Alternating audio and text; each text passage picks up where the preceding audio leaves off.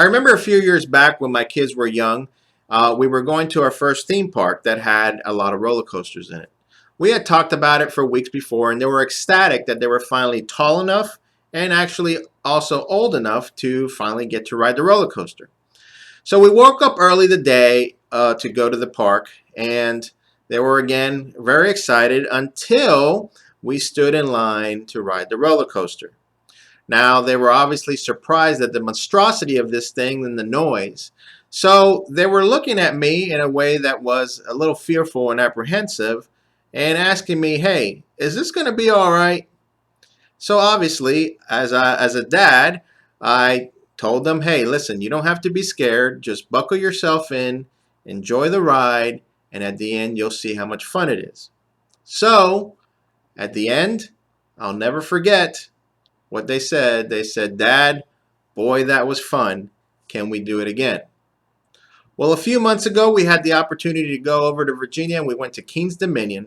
If you've never been to King's Dominion, you have to understand that this theme park has more roller coasters than you've ever seen.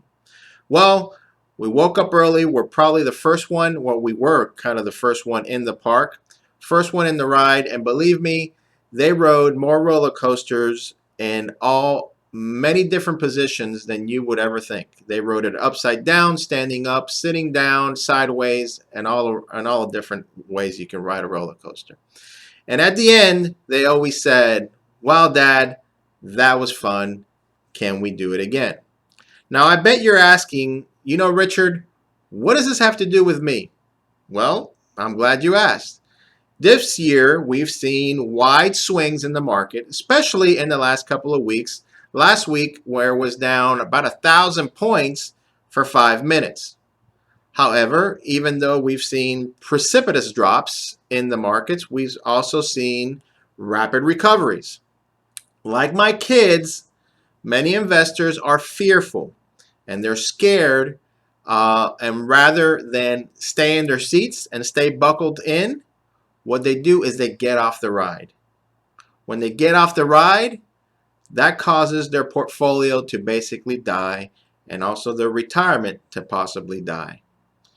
Like helicopter parents and the anti-roller coaster crowd, market pundits, financial advisors on TV are no different. They're always going to tell you the reasons not to do something. They're always going to tell you the risks involved when you do something. However, they're not going to tell you that after many years of history, the only way you're going to get hurt is if you get off the ride. Now, if you want to accept the premise that the world is doomed and that you're going to die, then don't ride the roller coaster. Don't be in the stock market. That's fine. Understand the risk of not doing that. But also understand that the ups and downs is the price you pay for long-term fun.